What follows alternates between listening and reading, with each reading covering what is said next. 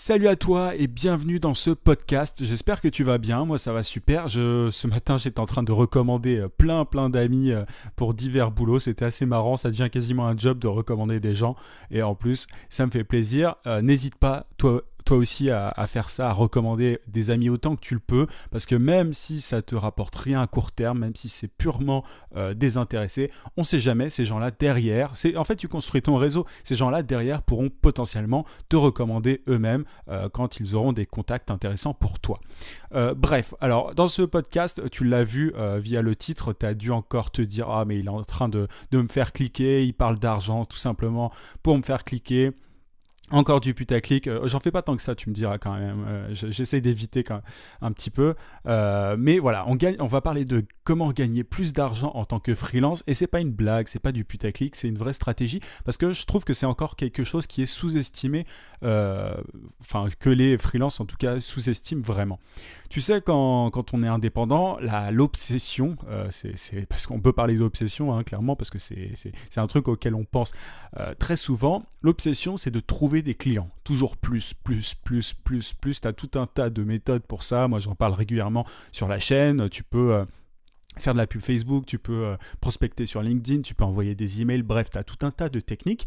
Et il y a un truc qui est sous-estimé pour moi, c'est le fait de creuser une relation avec un client. C'est le fait d'avoir un client qui te paye pour un service et derrière lui vendre à ce même client donc d'autres services. Pour creuser la relation, simplement augmenter, si on parle avec des termes de web marketing, mais augmenter le panier moyen de tes clients. C'est un truc qui est vraiment intéressant et qui est très appliqué. J'espère que tu n'entends pas le chien derrière, il y a un chien dehors, j'ai l'impression, et qui est très appliqué dans le monde du web marketing, dans les startups, et j'aimerais que tu appliques ça aussi dans ton business freelance, parce que ça peut vraiment faire une grosse diff pour toi. Je vais te faire une confidence. Moi, j'ai pas tant de clients que ça. Je fais pas mal de tests, j'aime bien m'amuser en général à tester des clients avec qui je bosse pas souvent pour voir un petit peu si ça me plaît, si ça le fait, enfin tu vois, j'aime bien faire des tests, mais j'ai quelques clients ultra réguliers qui me payent, c'est de là d'où vient simplement la majeure partie de mon revenu. Et c'est simplement parce que ces quelques clients me payent très bien parce que je leur fournis plusieurs services, c'est souvent le cas, je leur fournis plusieurs services, j'arrive plus à parler, un seul client me paye déjà pas mal et j'ai pas besoin d'être dans la largeur, tu vois, j'ai pas besoin de diversifier mes clients trop, j'ai pas besoin d'avoir 40 clients pour bien vivre en tant que freelance parce que justement j'apporte beaucoup de valeur à quelques clients. Je te donne un exemple parce que c'est vraiment très appliqué et c'est très facile à voir en web marketing. Au niveau des startups, tu as des startups qui font de l'acquisition. Imagine, tu as une startup qui a une application et alors le but pour une startup c'est de grossir et pour grossir, de gagner plus d'argent, pas simplement de grossir, mais d'avoir plus d'argent, hein, d'engranger plus de bénéfices. Et pour ça, il y a une stratégie qui consiste à augmenter l'acquisition, en fait, avoir plus de monde. Donc exactement ce dont on parle quand on parle de trouver plus de clients. Elles font ça notamment par les mêmes canaux que j'évoquais, donc la pub Facebook, etc.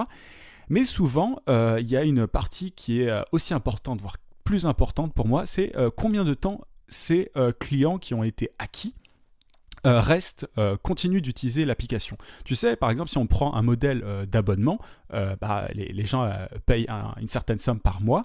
Et donc, évidemment, pour grossir, la startup, elle peut avoir plus de gens qui payent chaque mois, mais elle peut aussi avoir des gens qui payent plus longtemps. Tu vois, avec moins de gens mais qui payent plus longtemps, elle peut gagner plus d'argent. C'est-à-dire que son but, c'est de faire de la rétention, c'est d'avoir des gens qui continuent d'utiliser le service un maximum. Là, c'est un petit peu la même chose qu'on peut appliquer dans le freelancing. Tu peux avoir des clients long terme. J'avais fait d'ailleurs une formation sur le sujet qui s'appelait Client Idéal. Ce sont des gros clients qui sont là pour longtemps avec toi, à tes côtés, à partir du moment où tu leur fournis, où tu leur apportes assez de valeur. Le truc, c'est que ces clients, parfois, tu peux commencer pas forcément très haut, tu vois, tu n'es pas obligé de commencer direct avec des gros prix, tu peux commencer avec des prix raisonnables, des prix normaux, et au fur et à mesure de la relation, en plus de rester et de continuer de travailler avec toi, ces mêmes clients vont pouvoir éventuellement te payer d'autres services. Je te donne un exemple, ça va un peu à l'inverse de ce que je te conseille en général. Après, c'est une autre stratégie. Par exemple, si tu es community manager et rédacteur, moi, ce que je te conseille de faire, c'est de présenter un seul service, pas tes deux services. Tu vois, je sais pas, si je te donne un exemple, une startup qui a levé des fonds, qui a besoin de community management et de rédaction, ne dis pas que tu es CM et rédacteur, dis que tu es un très bon CM. Déjà, tu leur prouves que tu peux leur apporter des choses, tu vois, tu peux les aider concrètement au niveau des réseaux sociaux. Et au fur et à mesure, en montrant de quoi tu es capable, en montrant que tu es calé, derrière, tu vas pouvoir faire de l'upsell. L'upsell, c'est simplement le fait de vendre autre chose que ton service initial. Et là, tu vas pouvoir éventuellement leur vendre de la rédaction s'ils ont besoin de rédaction. Tu vois un petit peu l'idée. Si tu as plusieurs compétences, ne vends pas toutes tes compétences dès le début.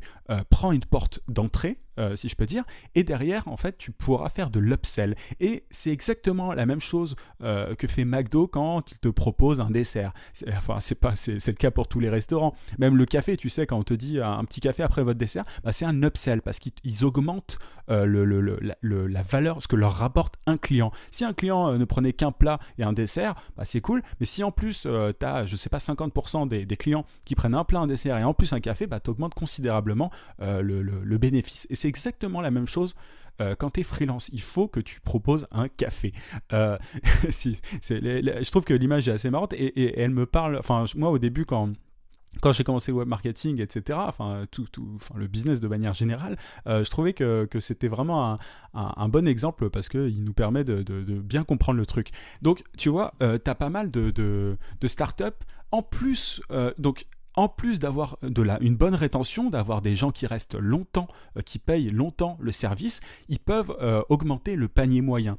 Ça peut être, tu vois, quand je vends des formations, par exemple, c'est un exemple très très concret là pour le coup, je vends des formations, je fais des lancements, il y a des formations avec un prix avantageux durant le lancement de ces formations, et en plus pour ceux qui veulent, il y a parfois un upsell, une formation en plus à un prix avantageux aussi, donc les personnes qui ont déjà qui prennent une formation peuvent bénéficier d'une formation en plus à un prix avantageux si elles le souhaitent, donc comme ça permet d'augmenter le panier moyen, et tu peux faire la même chose avec tes clients en freelance. T'es pas obligé te proposer tout le temps le même service, tu vois, si tu es graphiste, par exemple, si tu gères le design d'un site internet, d'une boîte, derrière, s'ils ont un mauvais logo, tu peux aussi leur proposer plus tard de refaire leur logo. Tu vois, tu n'es pas obligé de te concentrer, de constamment avoir à chercher plein de clients si tu arrives à creuser la relation que tu as déjà avec tes clients.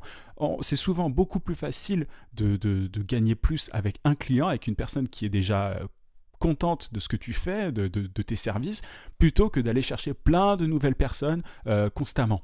La rétention, c'est un truc qui est clé et on en parle beaucoup en web marketing et en growth hacking plus particulièrement. Tu sais, le growth hacking, c'est justement le marketing appliqué aux startups, et tu as une espèce de modèle, je ne vais pas y revenir parce que j'en ai déjà parlé plusieurs fois dans le podcast, mais sur la chaîne YouTube à l'époque, tu as un modèle qui s'appelle le modèle AR, donc acquisition, activation, rétention, revenu, referral en français, je ne sais même plus ce que c'est, mais en gros, tu as l'acquisition, l'activation et la rétention.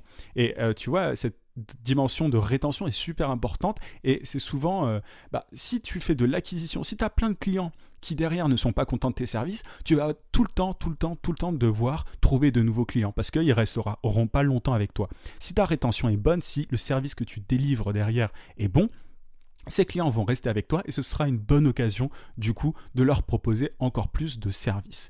Moi je te conseille vraiment de pas seulement te concentrer sur le fait de trouver tout le temps des clients, mais aussi de vraiment chouchouter tes clients actuels, parce que c'est ça qui fait vraiment la différence. Et moi, c'est comme ça, c'est grâce à ce petit détail que j'ai gagné beaucoup plus d'argent qu'un freelance lambda avec mes clients au fur et à mesure. Tu vois, tu rentres par une porte, tu commences quelque part, et je te conseille de commencer par le truc, vraiment à commencer sur le truc via lequel tu es le plus... je sais plus parler français, mais il faut que tu commences avec un truc dont tu es sûr. Voilà, c'est ça que je voulais dire, désolé.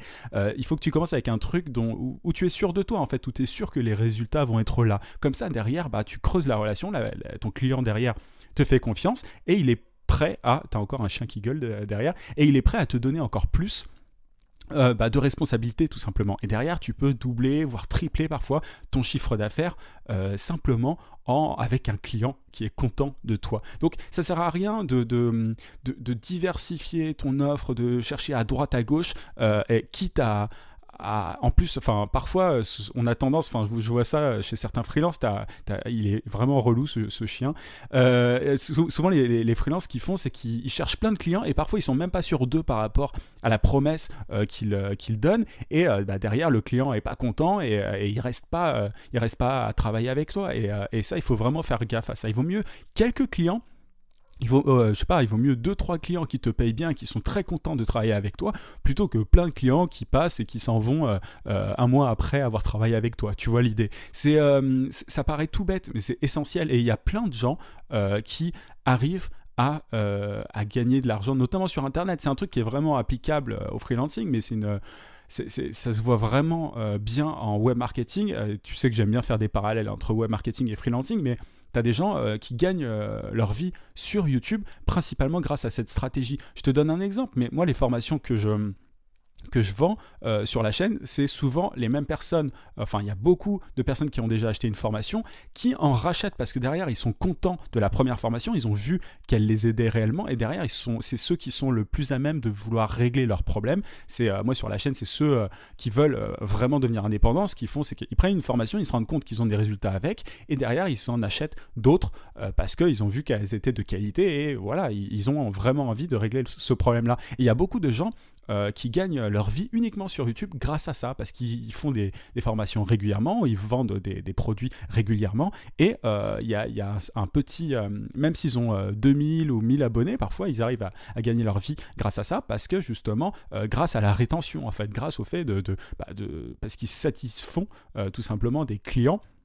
Les personnes qui les suivent sont contentes de ce qu'elles ont acheté et elles rachètent par la suite. C'est exactement la même chose en freelancing. Et il faut que tes clients soient contents. Donc, au lieu de te perdre trop dans l'acquisition, de tout le temps penser à des nouvelles techniques et tout, essaye de choper un client et de le satisfaire à fond. Parfois, moi j'ai été confronté à un petit problème, c'est que en essayant à une époque de choper des clients tout le temps via plein de moyens, je testais plein de trucs, je me suis rendu compte des fois que je négligeais un petit peu la partie relationnelle avec mes clients et tous n'étaient pas forcément très content du boulot, et oui, ça peut arriver, ça arrive à tout le monde, simplement parce que j'étais en train de prospecter tout le temps. Ça, c'est un équilibre à trouver. Il faut que tu prospectes régulièrement, ça je te le dis, mais il faut absolument pas oublier que ton revenu, il va principalement venir de quelques clients. Tu sais, il y a la loi de Pareto qui s'applique ici, hein, c'est 20% de tes clients qui vont te ramener 80%